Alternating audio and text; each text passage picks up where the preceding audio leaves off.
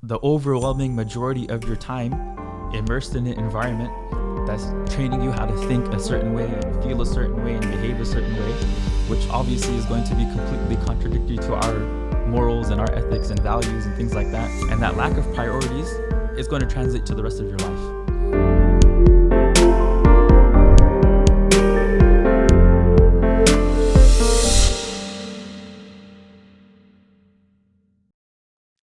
Assalamu alaikum everyone, and welcome to another episode of the Prophetic Men-tality podcast. For today's podcast, we have Southern California's Shaykh Furhan Zubari. A little bit about Shaykh Furhan. He studied abroad in Pakistan, where he memorized the Quran in Jamia Binoria and gained his Shahadatul Alamiyya from Darul Ulum, Karachi. The English equivalent of this being a Master's of Arts in Arabic and Islamic Studies. During his time there, he obtained numerous licenses in the various Islamic sciences, specifically in the 6 authentic books of Hadith. Shaykh Furhan is currently the religious leader and imam at Darul Falah in Tustin, California, and the dean of the Institute of Knowledge Seminary, or IOK Seminary, in Diamond Bar, California. As always, links to the socials and about pages are located below and in the podcast description. At the time of recording this episode, there was a recent conference that took place in Southern California put on by IOK, and Shaykh Furhan led a seminar on the crisis of knowledge in our community. We brought Shaykh Furhan on to discuss the topic of his lecture and further expound on some of his key points. I learned a lot recording this episode, so I hope you find it informative as well. And with that, I will end it here and we'll start the episode. Assalamu alaikum. Assalamu alaikum. Welcome to another episode of the Prophetic Men-tality podcast. Today we're joined by our guest, Shaykh Furhan Zubari. Wa alaikum salam wa rahmatullah. Thank you for having me on. Alhamdulillah, thank you for joining us. So, Sheikh, you are part of IOK, Institute of Knowledge here in SoCal. And you guys just had a conference, a big conference actually. You had a lot of big names come down here. And one of the topics that you discussed was the crisis of knowledge. I wasn't there, Munir was there, but I'm hoping you can expound a little bit on the topics that you discussed and inshallah, for sure. So I guess like after having come back in 2011 and kind of just being thrown right into the community. So where were you before 2011? I was studying in Pakistan. In Pakistan. So I was there for about 5 years. Okay. And I had come back just freshly graduated. I got thrown right into the masjid community. Okay. And I was also teaching right away. Okay. And just based off of my interaction with people, it became very, very apparent that the level of literacy in the Muslim community was not too great. And even more recently, just noticing how people consume information and how they're exposed to certain things and their viewpoints on certain things shows that there's like a complete lack of understanding of Islam holistically. And I would also argue that there's a lot of ignorance. Right? When you say literacy, you mean like people can't read? What do you mean exactly? Literacy in terms of like understanding what Islam actually is.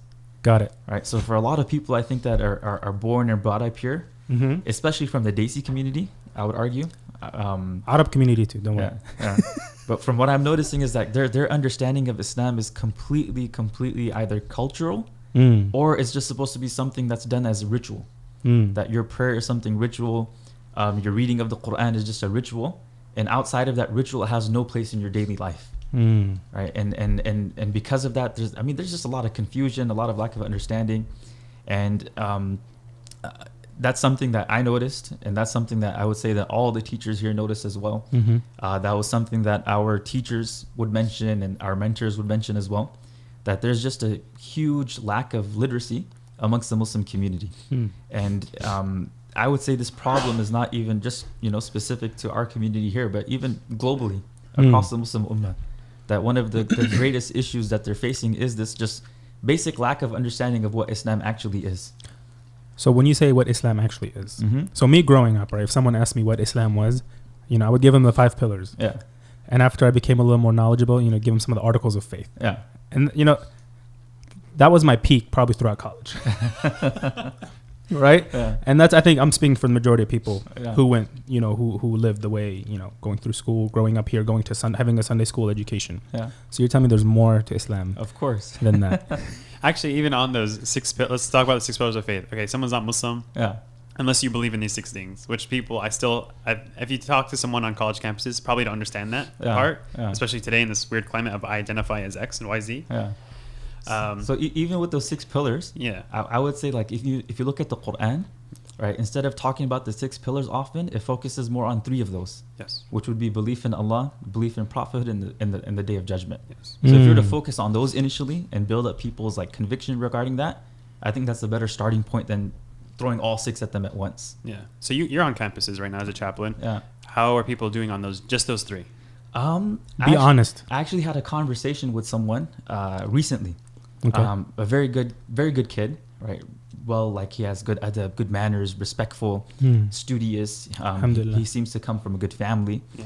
But he was even struggling himself with, I'm just having trouble wrapping my head around the concept of the Day of Judgment. Interesting. Like the idea that people are going to get judged? Yeah. Basically. Okay. Basically. No, because some people they might not necessarily believe in it, or they still struggle with how am I going to come back to life, that kind of thing. Yeah. So so not even just, I think just the whole concept overall, like some of the events that are going to take place before the Day of Judgment. I think he started off with like prefacing his statement by saying that, I'm a really scientific person. I'm impressed by science. Of course. So I'm having a hard time wrapping my head around like, I mentioned the word eschatology. Had never heard of it before. Yeah. But basically, end of times. End of times. So he's basically saying I'm having a hard time understanding that. But he's like, I believe in Allah. I believe in the Quran. So I said, okay, that's good. That's a starting point. Let's work from there and build off of that. So with someone who's coming at you with that kind of thing, where do you start? Do you kind of go into, there's actually a philosophy of science, and what you believe in is actually not as concrete as you think, or what do you? So I think it wasn't that deep. It wasn't even that deep. Down, it wasn't even that starting deep. From scratch. Yeah. It wasn't that deep. Oh. I think there might have been some other underlying issues.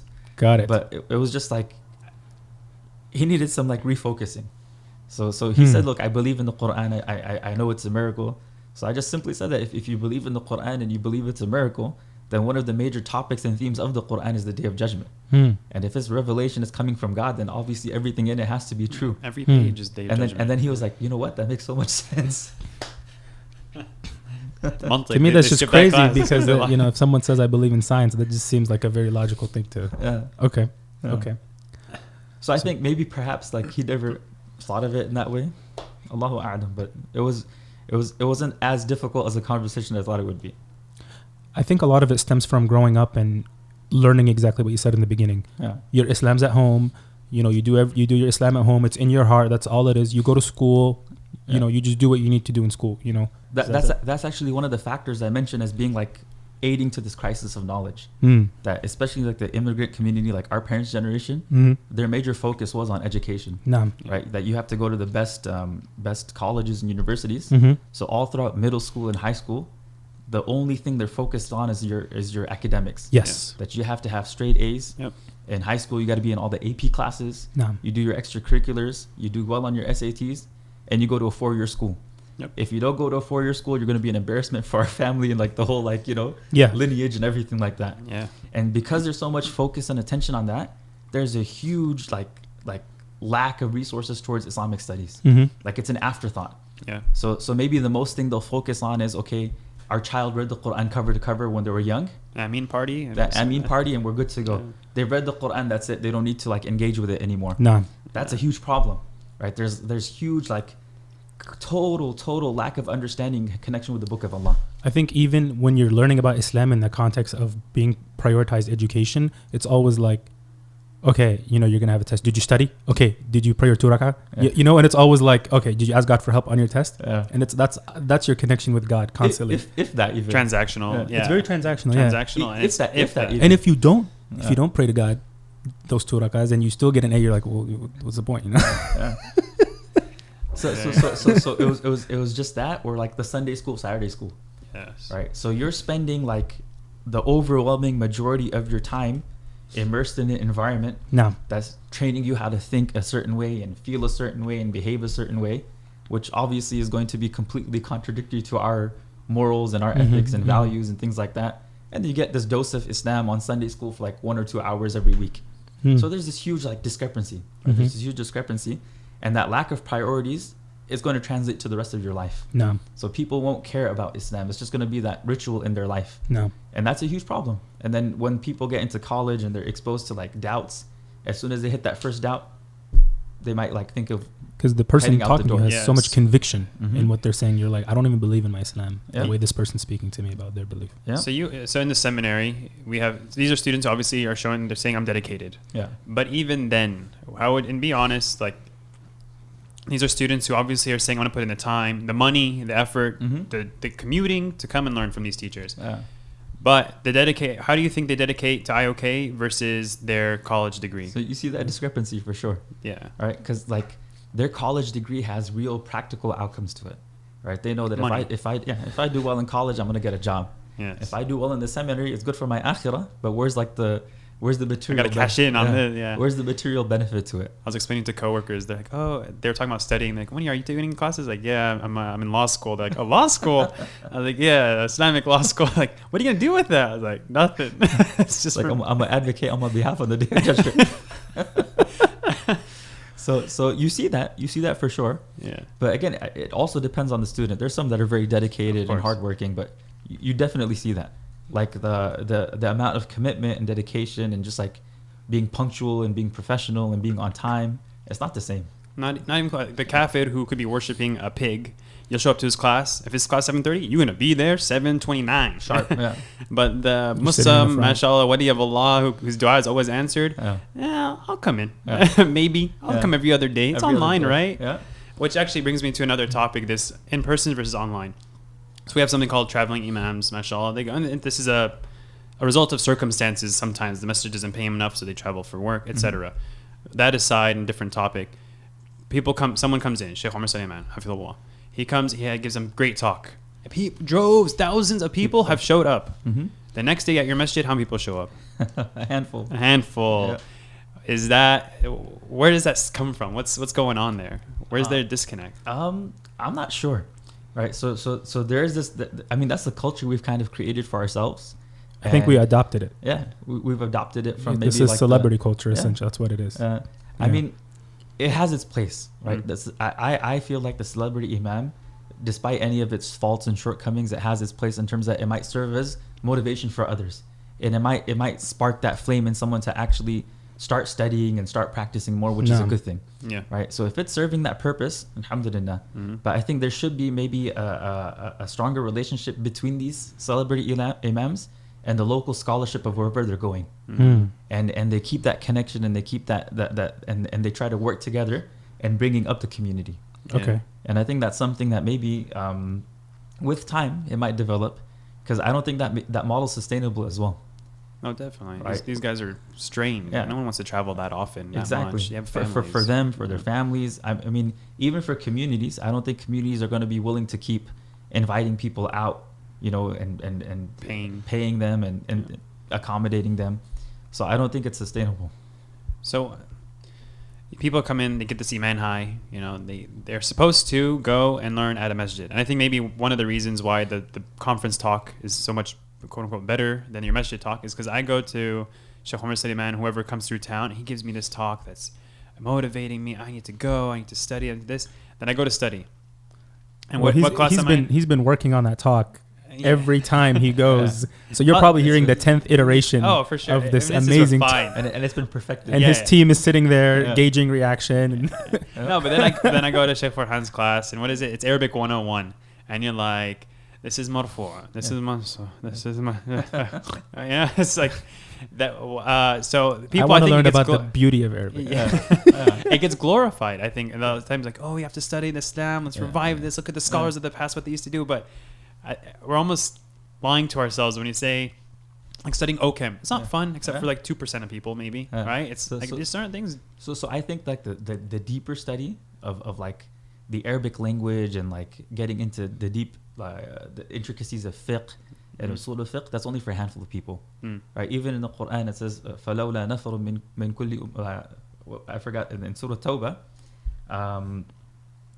طَائِفَةٌ, right? طَائِفَةٌ يَتَفَقَّهُ فِي الدِّينِ, just a group of people, right? So that specialized group should exist, right? Every community should have a handful of people that are dedicated to scholarship and becoming scholars. But for the average Muslim, I think the best thing is the masjid should have what like our teachers say, they call it Darsul Quran and Darsul Hadith. Yeah. That everyday practical lessons from the Quran, everyday practical lessons from Hadith. And just like on a weekly basis. So you're building up the people slowly through the primary sources itself, through the Quran or through the Hadith of the Prophet ﷺ. And I think that's enough for the average person. That's their weekly iman boost. That's their like connection to understanding the Quran better and actually getting a more holistic understanding of Islam. Like they don't have to dedicate 3-4 hours a week to studying. Yeah. Right? Even if like it's half an hour in the masjid weekly, so be it. Yeah, no, it's true. I mean, when you have people come up to you, I don't know if you've asked students you interact with, but how many people have read the Quran? Any language, I don't care what it is. Very, very few. Who knows what's inside of this thing, right? Very few. Oh, it's a miracle. There's scientific things in there, I think, and something. There's so many other topics. So that's part of like what when I talk about like this crisis of knowledge, I think that's a huge factor behind it. Is that people are completely disconnected from the Quran, right? Again, with the Desi community, we do this Ameen, right? They've read it cover to cover, and there's this emphasis on just reading it. Yeah. But after they've read it cover to cover, they might read it again in Ramadan. Yep. But in terms of having read the Quran in a translation, has not been done, and translation is not enough. If a person reads the translation, they're going to be like scratching their head, like what's this book talking about? Yeah. And the way the Quran is structured in that it's like it's not topic by topic. It's like one verse is talking about divorce, and then all of a sudden it's talking about fasting. Yeah. It's like what in the world's going on? Yeah. Right. So people need to learn how to like study the Quran, and they need to like dedicate time to actually learning about the Quran first, like how is it structured, what are the themes, what are the topics, and then sitting with the teacher and going through it. No. The same thing with hadith, that there's this like overexposure to hadith. Hadith a day. Hadith a day, or even like, oh, I have a copy of Sahih Bukhari at home, I'm just going to sit and read it. Like, that's not the purpose of the book. You're not supposed to sit and read Sahih Bukhari. You shouldn't have a copy of it. Right? It's like a reference work for jurists, right? Yeah. You could have maybe the 40 hadith of Imam Nawawi. That's a good one. Yeah. You could go over that one. Yeah. Have the 40 hadith, have Riyadh al-Salihin in your house. Riyadh al-Salihin, have Targhib wa Tarhib. Something that's like, so things like that for the average Muslim, good to go. So let's talk about practical things. Someone who is our age, maybe a little younger, right? In school, maybe thinking of getting married. They might not know a lot, but they may realize something is off, right? You know, they may have a feeling in their heart, something's going on, like something just doesn't make sense. Where does this person start? Good. Okay, let's because maybe you want to go to the Quran, but maybe you want to tell someone to not go right away. Maybe they have so much garbage coming in with them, they might not even realize. Yeah. Let me add to that, because this is a whole topic we want to have with you. You guys had 2 very big weekend seminars just on worldview, just on paradigms, ideologies, how you see the world and what's going on. And you mentioned it earlier, people going to K through 12, learning an ideology unbeknownst to them. Yep. And then they hear about Islam and philosophy, because like, yeah, that doesn't make sense. Exactly. You're right. My scientific mind cannot comprehend X, Y, Z. So why did you guys have those seminars? And like, how does this affect us? Yeah. For the practical, average, everyday Muslim that's in college, that's part of the reason why we made the part-time seminary. Right? Got it. What our focus is on, like, there are fundamental things that every Muslim should know, right? Fundamental things that every single Muslim should have an understanding of. So one of them we felt was an introduction to Quranic studies. Yeah. Right? That they should know how the Quran was revealed, how it was preserved, how it was compiled, and how it's structured. Like, what are the major topics and themes in the Quran? Everyone should know at least that much. Okay. And that's like a good stepping stone to start studying the Quran. When it comes to hadith, the same thing. Got it. They should know what a hadith is. They should know how it was compiled and preserved. They should know what some of the most famous books are. Terminology, maybe not, like they heard these words sahih, da'if, maybe introduced to them, but maybe having like that deep understanding not needed. Yeah, right? And then fiqh, everyone should know the fiqh of the daily life. Right? Okay. They're praying, they're fasting, their zakah, their hajj. If they're involved in whatever business they're involved in, and they need to know the fiqh of whatever they're doing. Exactly. Yeah. Right. In terms of aqeedah, like not studying like full on aqeedah itself, but maybe just the articles of faith. Like Sheikh Joe's class that's going on right now. Yeah. Like, it's just a nice overview. Like, these are the 6 articles of faith, and this is what we believe as Muslims, and this is our perspective on these things. And I think having that foundational level, every single Muslim should have that. Right? Every single person, regardless of their background, what they're studying, what they're doing in life, that's how much they should know. And how long does that take to study? Honestly, I would say if you're doing it full time, right, a year. Exactly. I want to make that clear. It's not that much. It's not long. Yeah. And it's not like it's difficult. No, either. when you say full time, you're not talking 40 hours a week. Yeah. So just to make that clear, it's not gonna take you 40 hours a week to get. I mean, the way we have it structured is it's basically 12 courses. right? 12 10-week courses. So in these courses, are you going through unlearning what someone may have already came to class with? That's kind of what I wanted to get into a little bit. At times, I think the unlearning takes place more on like on a personal level, right? When they sit with a scholar and they discuss things with them, a lot of that unlearning takes place then. In the class, they'll get like the Islamic perspective on it, but then like they'll have the Islamic perspective and they have maybe the perspective that they've been growing up with, and they're gonna find that like clash. They're gonna have a clash. So when that clash happens, then they should come speak to someone who can help them unpackage that and kind of pick that apart. Yeah. So that requires more time. The unwiring requires time. And I feel like that's the biggest barrier for someone. So the average. It's not accessibility. Yeah, the average everyday Muslim should have a relationship with their local scholar, right? There should be that relationship that, hey, I have a person that I can go and ask questions to, or I have a person that I can go just talk about issues that I'm dealing with. Got it. So that mentorship, that scholarship relationship, that imam of the community needs to be there. And to add to that, that actually takes a lot of work on the person who's willing to learn, right? You got to travel, you got to look someone up, you got to make the effort to make an introduction. Yep. You know, it's not going to come to you. It's not going to come to you, and I think that's actually part of the learning process, right? That just you may do a little bit, and Allah Subhanahu wa Taala is going to just make dua. Allah Subhanahu wa Taala will bring someone to you. I mean, one of the profound things that had an effect on me early on was that one of the persons that was encouraging me to go study, he was saying that if you look in the Quran, the only story about seeking knowledge is the story of Musa and Khadir. Yes. Yeah. And Musa alayhi salam had to travel. I actually know somebody. He was kind of going through something, and he wanted to learn, but there was no one really close to him. Yeah. So he's making dua that Allah Subhanahu wa Taala would bring him a teacher. And there was a conference happening, or something was happening, and then he got assigned to drive the sheikh. Yeah. And then the sheikh was like, "Oh, I don't have a hotel room," so the sheikh spent the night with him. Nice. And now he has the sheikh's number. Yeah. And now that's his relationship is there. SubhanAllah, this guy didn't have to do anything. Yeah. He just put his hands up. Yeah. So if you're sincere, Allah Subhanahu wa Taala will makes a way out for you. Make the way out for you. So you've mentioned it multiple times now in passing, but you go to the sheikh. How about this whole online learning thing? And let me say straight up as an what's wrong with online? This is an online podcast. It's not legit. Like seriously, I wouldn't, if I was running IOK, I wouldn't give a degree to anyone who's online. It's not legit. So the reason why we're doing the online is for the sake of convenience. Of course. That we want to benefit as many people as possible. Yes. So obviously it's not ideal. Yeah. And there's a big there's deficiencies in it, there's shortcomings in it. But as long as the student's benefiting in some way, shape, or form, we're okay. Yeah. Oh no, there's definitely benefit. But what'd you say? So some student, both of them attend fully, and they both turn in. The guy online actually turns in better test scores. Who is actually a better student at the end of the day? 5 years down the line, they both went to class. It depends. Yeah. I think it depends on each student. So for example, we do have a student that's online. Yeah. And man, she's on point. Mashallah. Like she's online the whole time. She's engaged. She's answering questions and everything. Yeah. Her work is excellent. But like that's like a different breed of student that doesn't really exist. Yeah. Well, Allah Subhanahu wa Taala wills for you. Whatever it means. Yeah. But there's always more barakah when you sit in front of the. Of course. Yeah. I mean, like our teachers say that the knowledge is never passed on from like a medium, right? It's not from a book to from a book to a person. It's always person to person. No. And that's what that is our medium. Yeah. You learn about that in what's it called? The book we're reading. Amusing yourself to death. Yeah. So we always argue that our medium of learning is from heart to heart, and that's why we have this whole system of asanid and these chains of narrations and that connect us from teacher to teacher all the way back to whatever we're studying. Yeah. And that's always been the way, and we feel that should always be the way. So even if it's online, there might be that connection, but obviously being in person is way better.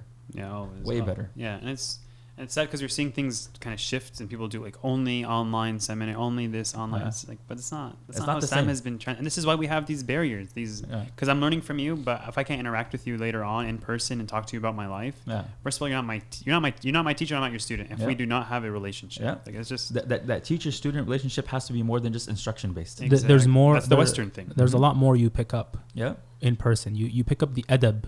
You get to see the person who's giving you the knowledge live it out, right? Because it's more than just, okay, when this X happens, do Y. Exactly. It's not in and out. Islam is not an in and out. And that's why there's all these famous statements of scholars in the past that learn from their adab before you learn from their knowledge. Yeah. I think the famous story of Imam Malik, rahimahullah, his mother. Yeah.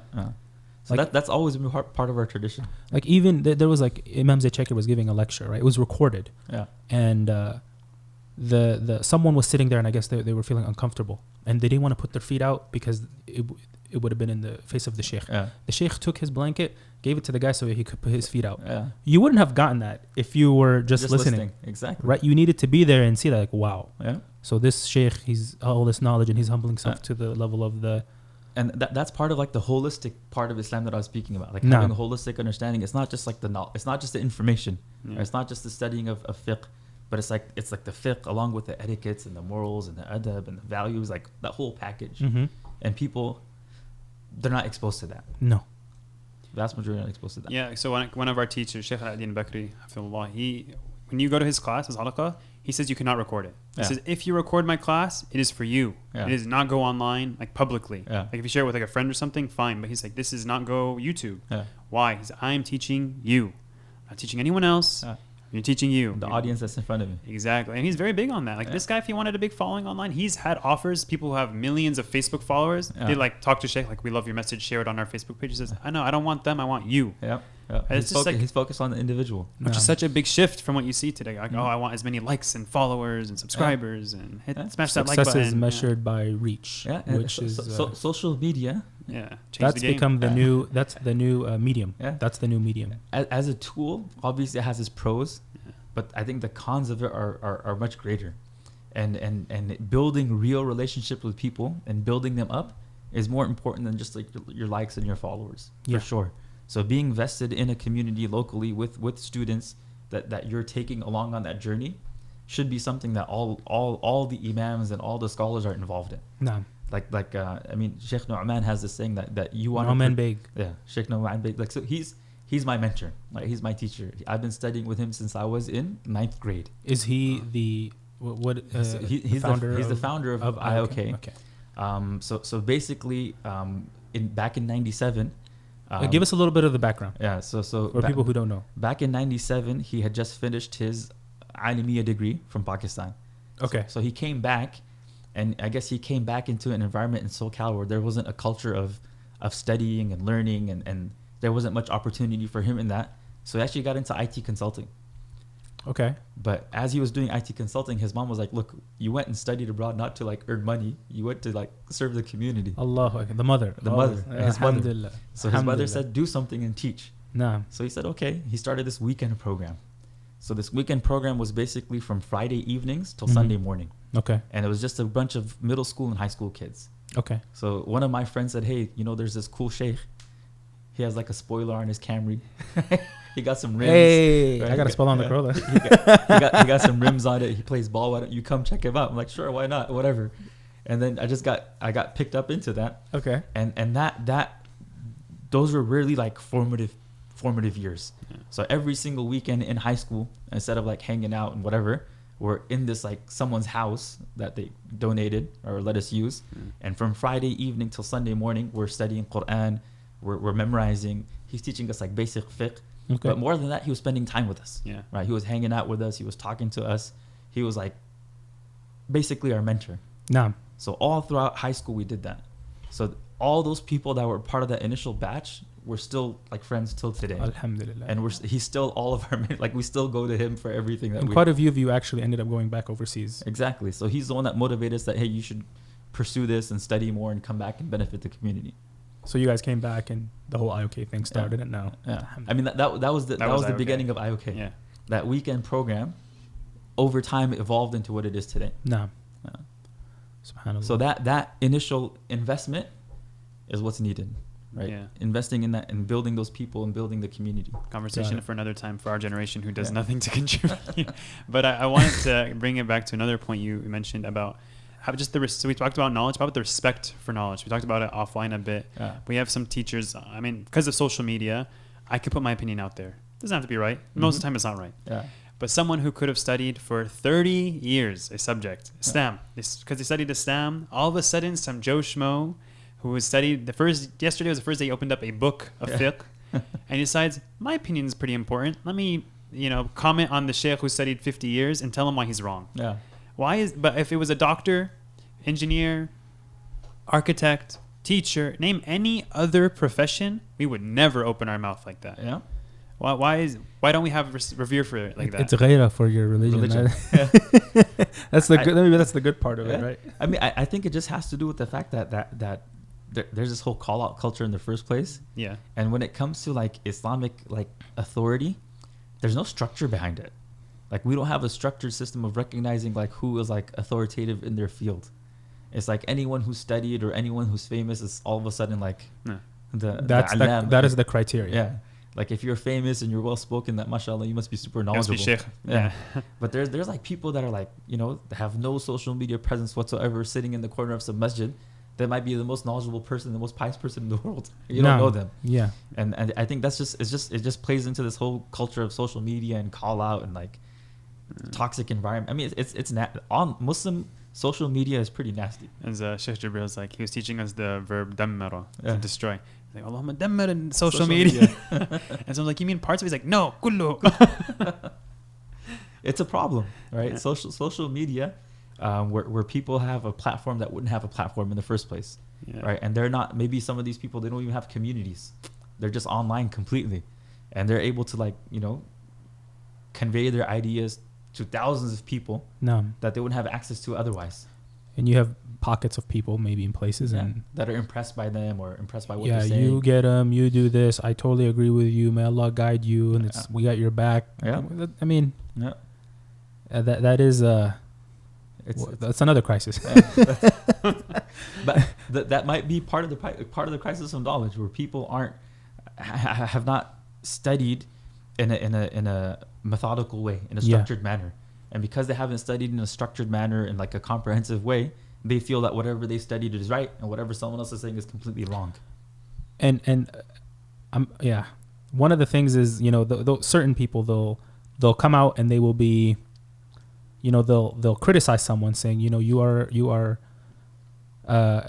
talking about Islam from the Western ideological perspective, right? But at the same time, they're criticizing them using Western methods, right? That's, you know, and it's like, well, there's some cognitive dissonance. There's something going on here. You know, they like never got unprogrammed.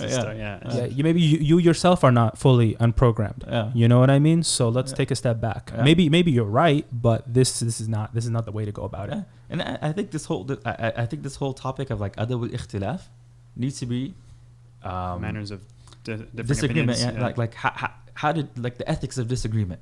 Right, it needs to be revisited. And people feel that, like, I mean, there's one, like there's two extremes, right? There's one extreme that's saying that everything has to be like, you have to be adab card, like the least amount of criticism is taken as a lack of adab. Rahma, everything's rahma. And then you have the other opposite extreme, which is like, you know, haqq is haqq and we're gonna blast you no matter what. It has to be revisited.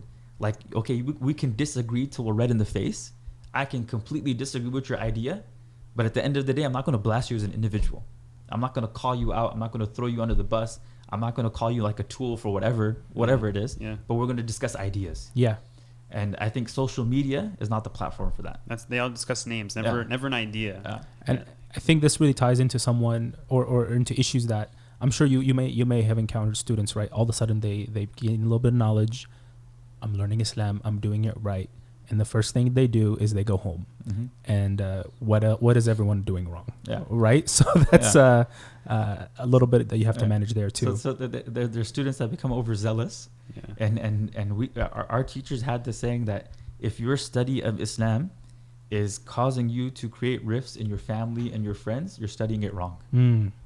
Right? Your study should have a positive influence on everyone around you. And your amr bil ma'ruf and nahy anil munkar shouldn't be the first thing you're like out there and doing, like haram, you're wrong. If that's your perspective on studying, you're studying wrong. Your study should be something that is building your relationships, not causing them to go further apart. Okay. So what's the end result of knowledge? What I learned all this stuff. What should be my end result? The end result of knowledge is amal, is acting upon it. Right? Is acting upon it so that you can refine yourself and build your connection with Allah. That should be the ultimate goal and the ultimate intention. And if benefit comes from that, so be it. Right? And at least our system of study highly emphasize that. that when we're studying in the madrasa, they always emphasize that you're not studying to go become a teacher. You're not studying to go become a sheikh. You're studying for yourself. That you are going to work on yourself. You're going to refine yourself. You're going to build your connection with Allah. And if Allah wants to use you for His deen, He will. He doesn't need you. Yeah. But if He wants to use you, He'll use you. So that was the perspective that they really instilled within the students. And I think that's a very positive message to give. That we're not focused on outwardly, we're focused inwardly. This is probably the opposite of MSA, to be quite frank, because we learn a little bit in MSA and we think, I got to lead it. I got to bring these people to the light. I'm the chosen one. No, it was, like I had a teacher. I was taught. It was after post graduation. We're talking. I was like, yeah, Shaykh, like I'm in engineering, but like I want to do something else, or I don't know what I want to do. He said, like, okay, when you're like, what do you like? I said, oh, I like teaching. I did a little teaching in college and this and that. He goes, let me tell you a story. He said, when I was your age, I was on top of the world. I was learning Islam. I had great connections. I was healthy, young, so I went to a teacher. He gave this talk. I was like, this is the best talk I've ever heard. I have to study with him. So I went to the teacher. I said, yeah, Shaykh, I want to be your student. So the Shaykh says, why? Because I'm on top of my game. I want to spread Islam to the ends of the world. I said, if that's the case, get out of my face. The last thing I'm going to do is teach, graduate, and pass on a munafiq. He's like, man, munafiq? That was hard. Yeah, he's like, I thought I just had everything right. I said, like, Shaykh, why? I said, because you are like everyone else. And everyone else is just like you. Everyone thinks the problem's with everyone around them and not themselves. Yeah. So eventually he ended up studying with him. He told me, Munir, if next time I talk to you, you say you want to be a teacher, I never want to talk to you again. I was like, man. So our traditional madrasa systems, like part of their part of their pedagogy is to really instill this within the student. Like this whole sense of like humility, and like you are studying for yourself and not for anyone else. Same as statement of Mathematic, right? And our teachers would say that, like, although when you graduate, they give you something called a shahadatul alimiyya, right? It's like a shahada that you're a certified alim. But our teachers would say that it doesn't mean anything. It says all it means is that you have the tools that if you continue studying, that perhaps you might become an alim someday, maybe. And they're very strict on this. So getting the weekend ijazas, because you read Imam Nawawi, like the Shaykh read it to you, so you got an ijazah that you listen to it. That's it. And now you're qualified to like teach, and you're allama. No, you're qualified to listen to it again. So they have this at the Darul Ulum that I studied at. They have an Iftah program. So the Iftah program basically trains you to be a mufti and answer questions properly, right? Going back to the texts and the sources and how to cite them and all that fun stuff. So it's a 3-year program. But after the 3-year program, they say, okay, like we're not going to give you the title of a mufti, right? You've graduated, but if you continue to answer fatwa for 10 years under the tutelage of someone who's qualified, then maybe you can be given the title of mufti. Wow. So even on campus, no one has the title of mufti except for 2 people. Like officially. SubhanAllah. No, just like the Mufti Abu Layth came out of that program. He did, right? So interestingly, when I was doing my tahfidh, when I was memorizing Quran, I went to Pakistan.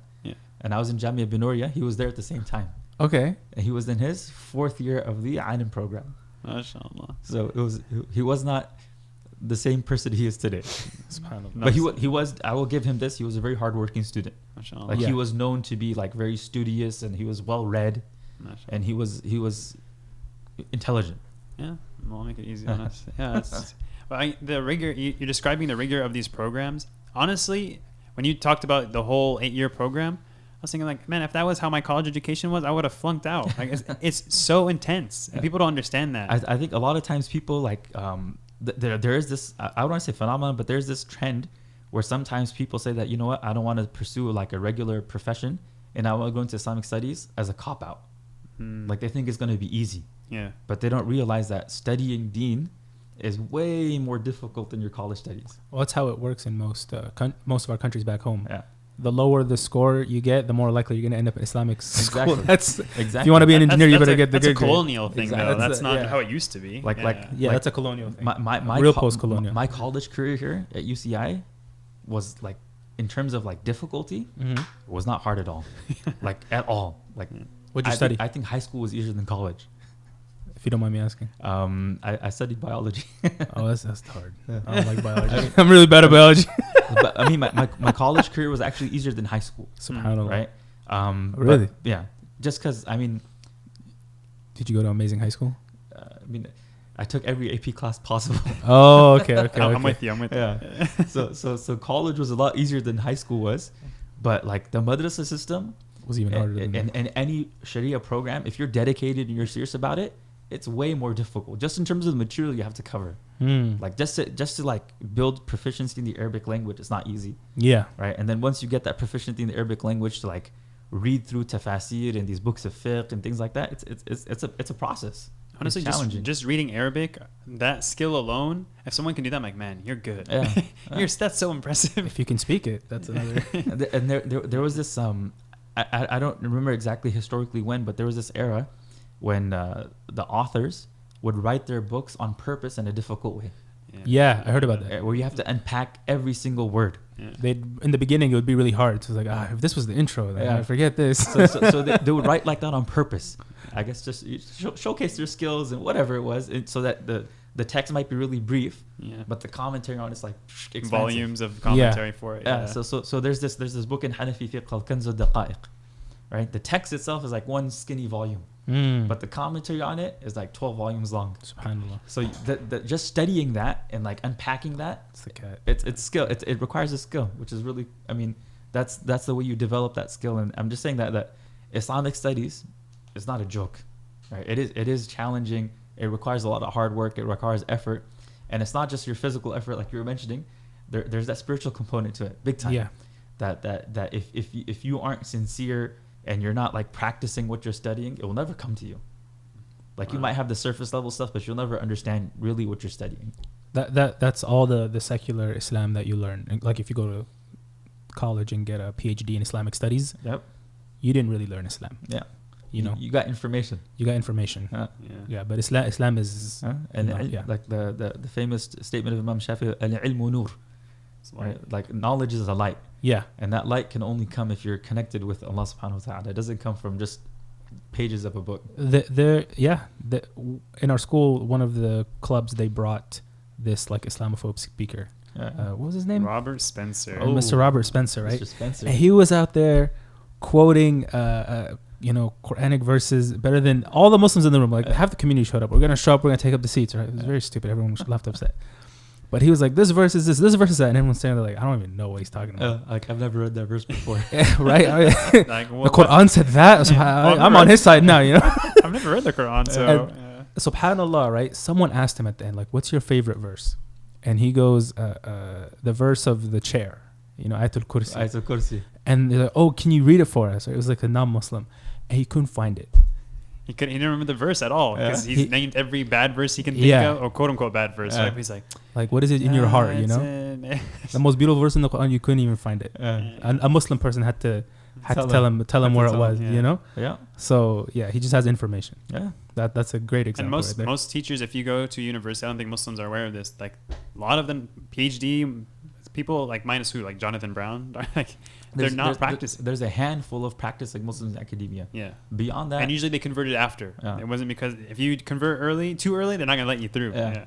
So that is another issue where people like go into the Islamic studies programs thinking they're going to learn Islam.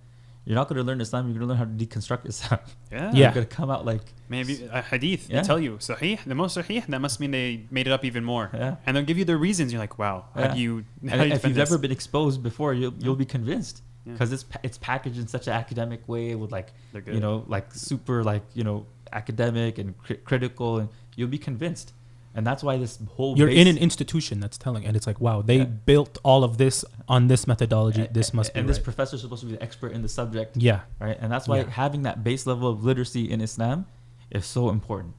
I would say anyone that's going into like Islamic studies academia has to have a background. If they don't have a background in Islamic studies or just Sunday school background, no, your whole core is going to be shaken. Completely. Either you're going to come out like super confused, or you're going to come out with super doubts, or something's going to happen. And you do see that now, people putting out articles why it's okay to not love the Prophet. And then this lady has teachers who are PhDs in Islam saying her work is amazing. And it's shocking. It's shocking. And she makes good arguments. So that's they're able to present their thoughts in like a coherent way. Right. And it sounds like very intelligent. an academic. Well, especially if you're grown up in the paradigm and someone's Yeah. speaking to you in their paradigm, you're like, well, based on how I grew up, K through 12, this makes complete sense to me. Yeah. And then we were talking about like the Quran, and you mentioned the Quranic literacy being a huge issue. When I was in college, I was in a Bible study for a couple of years. I had roommates, and they would invite me. That's a story for another time. No. We should clear it up now. We don't. So why were you in Bible studies? Why were you in Bible study? I wanted to see what they had. Like, I was just so curious. I was grounded at this point, right? But I was like, okay, my man was grounded, not knowledge-wise, but like I knew. So they couldn't convince me. But I was like, what are you guys' arguments, right? I want to know, like, why are you Christian? What's the mu'jiza? What's this miracle that brings you in? Yeah. And so for the record, they are so literate with their Bible. Incredibly. Highlighted notes. These guys, they'd be like, they're talking about prophet. What's a prophet? I mean, the fact that they're even questioning that is an issue, right? But in Acts 2, verse number... And these are onion thin pages, thousands. And they're like, here's a verse on it. I was like, what? It's like, how about the one in Revelation 6:70? Like, are you kidding me right now? And they're back and you know when the Bible study was? What time was it?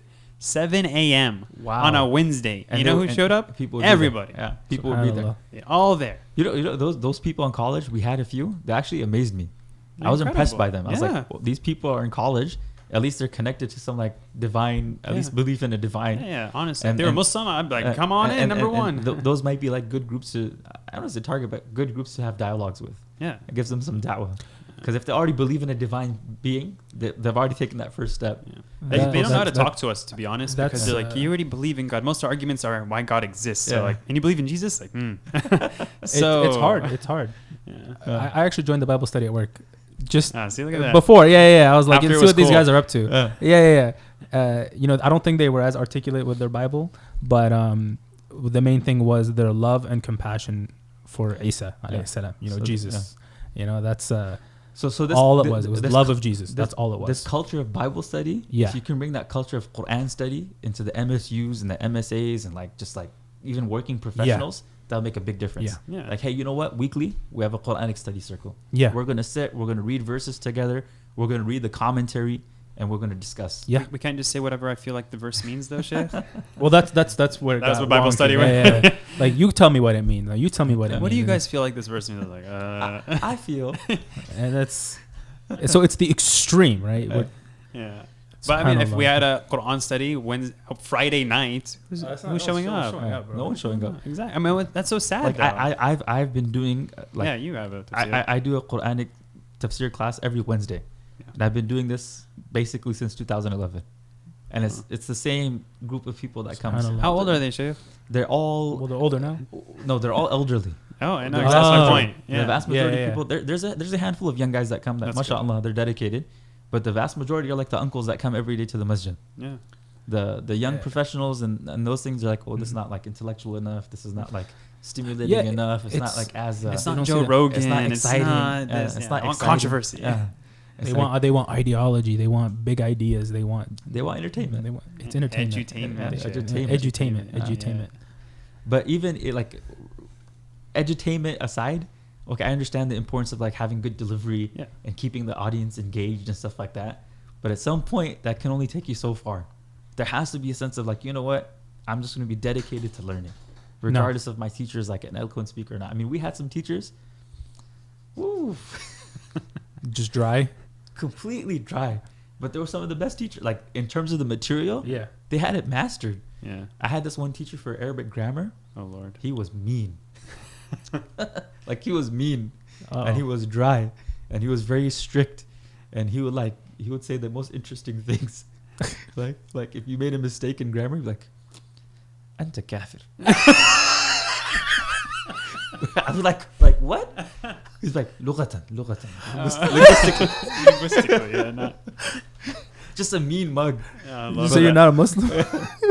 but like in terms of like teaching the material, at the end of the class, everyone knew it, like in and out. SubhanAllah. That barakah is in there. I think you're like, oh, edutainment, this and that, but no one expects that from their other education. When I go to college, no one's like, this professor's not fun, so I dropped his class. I dropped every class of a professor who's not fun. Never see that. Exactly. I got to learn the material. I got to use it. Yep. I'm just gonna get through it. Who cares? I'm just gonna grind for a bit, learn it, and I'll move on. No one says that about anything Islamic. It's not fun. I'll come back to the next teacher. Yeah. I mean, even I feel like the American workplace now is judged by how much fun you can have in the workplace. That's kind of true, yeah. Right? Like, you go to the biggest tech companies, it's like, oh, they have all the massage chair, they got games, they got all this stuff, and it's like, it's going to be amazing. It has to be like the Facebook, Google office. Yeah. Exactly. Yeah. You know, even the poorest little engineering office, like, we have snacks. You know? We got the mini fridge. We got peanuts, you know? It's fun. So I think there has to be something where we change this culture. Yeah. No. And part of it is that people are so disconnected from the masjid anyways. And I don't know what it is in SoCal, but in SoCal, people don't come to the mosque. Like, if you go to Fajr prayer and if you go to Isha prayer, the overwhelming majority is in their 40s and 50s or beyond. Yeah. The college students are not there. The young working The high school students are definitely not there. And the young professionals aren't there, which is a huge problem. I don't know where this disconnect is coming from, but people don't come to the mosque. We need a third space. We need a fourth space. Fourth dimensional space. Even the third spaces, like, they're not going to get filled. Like, they might have like a weekly program, and you get your spiritual uplifting. But what about the rest of the week? And where's like the structured learning going on? Where's like this, this development in your character and your understanding of Islam? It's not there. And I don't know what has to be done, but there has to be some sort of movement of bringing people back to the mosque. Remosque. Right? Because we've been unmosqued. Yeah. And the effort that did that, at least historically, was the Tablighi Jawad. Allah. Yeah. Honestly, the TJs, that's what their whole effort was. Just to bring people to the masjid. Like, my dad started praying because of them. SubhanAllah. Right? He came back to the mosque through them. Wow. So they had this effect in the early, I would say, like the 70s and the 80s. Now they're like, that's a whole other story. But they had that effect. So if there's like a 2.0 version that we could come up with that's like appealing to people to bring them back to the masjid, we have to do something. And I don't know what it is. I mean, Yeah, in our college town, Slow, we go to Fajr. Yeah. Guess how many people? Not us. How many people are there? Even the old guys. Like 4 or 5. 3. One of them passed away. I don't know. Yeah. No, seriously. One of the guys died. Now there's 25% less people going for Fajr. They would have, when we would go, like, oh, Arabs, you lead us. Yeah. And let me tell you right now, looking back, I was like, my tajweed was not accepted. I know it was not acceptable. Alhamdulillah. I mean, I honestly don't know what it is. I mean, there's probably several factors to it. Yeah. But there has to be somewhere where we bring people back to the masjid. If you truly believe there's a benefit that you're going to the masjid, you're going to make an effort to go. Exactly. You know, if some person has a seminar on improving your, like, I know he's a very controversial figure in the Muslim community. Look at someone like Jordan Peterson, right? This guy is 67 years old, and he'll fill an auditorium up of people my age that are atheists to talk about biblical stories. Yeah. How the hell do you do that? Yeah. Right? Like, that is, you would not dream of doing this. Yeah. Right? That's crazy. And he's speaking at such a high level. He's not having fun. He's serious. He is serious in his delivery. Yeah. And people love it. Love it. Huh? So what is he tapping into? Because the Islamic tools are the best tools. Islam is the best ideology, the best religion, the best whatever you want. So where is the disconnect, right? Where is... I think is it eschatology? Is it just the end of times? Is that what we're dealing with, or I think there's just so many factors, and part of it is like just like the lack of importance given to religion. Period. Right? People think, oh, I pray at home, I'm done, I'm fine, no worries, and like the whole like concept of individualism and like individual society. I'm focused on myself and my family, and that's what's most important. I don't care about the community. No. So that has a huge effect. Okay. People in SoCal are busy. Right, life is busy. They got to go to work. They're in traffic. By the time they come home, they're tired. Right, so they don't see the value in coming to the masjid, and I think part of that is because most of the masajid don't have imams. The overwhelming of masajid in SoCal do not have imams or anyone that's leading the community that's like qualified. Yeah. So that probably that's a huge factor as well. If each masjid had like a figure, as it's like leading it, like a proper qualified scholar who was trained, who was leading that community, I think it would make a difference, because they'd be able to build those connections and bring people in, and they would keep people that are coming to the masjid coming. So I think that has a huge effect. Yeah, it might just be a bubble too. our generation, this whole individual society that's been pushed. Yeah. It's gonna reach a tipping point where everyone's like, you know what, this is obviously not working. Yeah. Like this, my life is miserable, and everyone's gonna come together at the same moment and say, I need a community, and just start showing up to the masjid. So I know people that are very dedicated to their faith. They're dedicated, they're serious, but they still don't come to the masjid just because they're so focused on family and my kids, and I gotta spend time with them, and my concern is this nuclear family and no one else. And the nuclear family is not the ideal family. No. It's the most ideal you can get maybe nowadays, but it's not. I mean, our faith is community based. Yes. Like we are a community based religion where we like come together. That everything has a communal aspect to it. Yeah. Right. And I think that breakdown of community is something we're seeing right now and we're feeling as well. SubhanAllah. It's exactly what you said. Majority of the acts that the Muslims are supposed to do, it's supposed to be in community, right? Praying, breaking your fast, going on Hajj. Learning. The one thing that's recommended that you do by yourself is qiyam and tahajjud. Yeah. And that is the one thing that we do publicly together. And it brings everyone out. And it brings everyone out. So what is going on? We'll miss Isha prayer, but I'll make that the rak'ah for. I miss Isha, but yeah, I made tahajjud, bro. I was at qiyam. Yeah. All night at Garden Grove. And I miss Fajr, but it's okay. Don't worry about it. So I think it takes we need like a critical mass of people, like yourselves, that get involved in the masjid community. And you need a community figure. You need a scholar, imam that's willing to invest time in that. And just because of the way our masajid are structured and so many factors, whether it's the pay, whether it's the respect, people don't want to do that. Like the overwhelming majority of from my generation that graduated and studied abroad with me are not in positions of being imams because they choose not to. Yeah, you don't want to be in that position. You're asked to be a superhero. It's a very ridiculously difficult job. Yeah. You can't do it. It's not a one-man job. It's a team. It's a team not job. A one-man job, and obviously the pay is not going to be not enough for Zoka. Yeah, I think I saw like a list of qualifications they were given an imam, and then the pay, and it's like you wouldn't.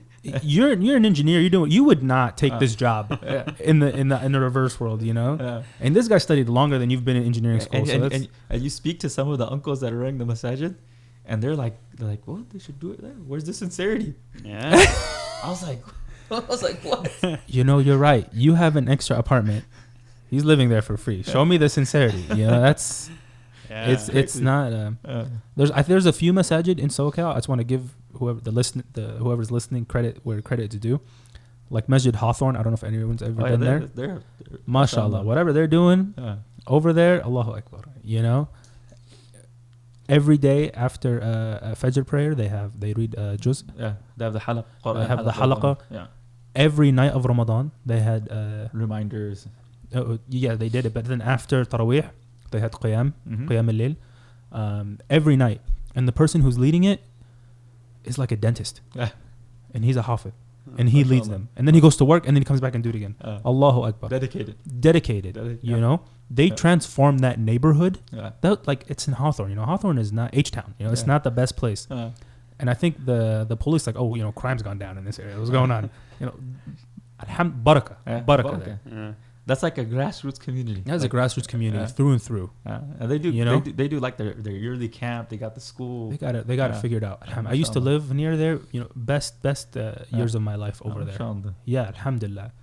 They really just focused more on the person. They focused on the Islam rather than they didn't focus too much on the aesthetic. Yeah. You know what I mean? And that's important. Yeah, it's focused on Allah. Yeah. Sure. So as we come to the end of these things, practical. You mentioned, we need to talk about, we need more Quran studies, Hadith studies, but a lot of people might be in MSAs, still in college, or maybe just very young professionals. What can they do? They're not qualified, right? They barely know their fiqh of anything. What can I do to get started personally and then as a community? So for again, that's part of the reason why we actually came up with this chaplaincy initiative. Okay. Right, to have chaplains on campus as a resource for the students to learn these things. That look, you have your structure, you have your organization, you run it, but we are there to provide you resources. If you want scholarly help, if you want classes, if you want to learn, we're there for you. And I think that's that connection between these like campus communities and the masajid need to be there. And we're trying to fill that vacuum. So we are there like saying that, okay, you guys are doing excellent work. You guys have programs. You guys bring people together for prayer. Let's add an extra component of learning. Let's make this something where through your college career, you're actually getting more connected to your faith, not just in terms of like community wise, but actually learning. So I think having this, I mean, take a step back. I think for North America, we should have a structured curriculum of learning for young adults, that every single young adult needs to know this much information about Islam, and we are there to provide the education to you. CIU kind of does something similar like that, to be honest. Similar. Yeah, they're California Islamic University. Yeah. And So Dr. Shadi on the East Coast is working on his own. East Coast, yeah. He's working on his thing. Yeah. That's what we're trying to do with the part-time seminary. Yeah. All these booklets that, mashallah, you're helping with editing. Yeah. That's part of the. That's part of the, that's the vision behind it. Yeah. That this will be like a curriculum for the everyday Muslim. That this is what you need to know, and that's. I mean, get through this. Yeah. Give me a year of your life, and then the rules of worship, the rules of dealings, and basic beliefs. And then just a little bit of aqidah theology. Enough to make you like grounded, so that whatever you're doing it with like an Islamic perspective. Yeah. So someone says something stupid, you know how to call it. Maybe out. That's not right. You may not know how to argue against it. Something's off. Something's off here. You know? I mean, like whatever. Like obviously, we're gonna have all people, all different types of walks of life. Yeah. As long as they're grounded in their Islam, we're good. Alhamdulillah. That's good.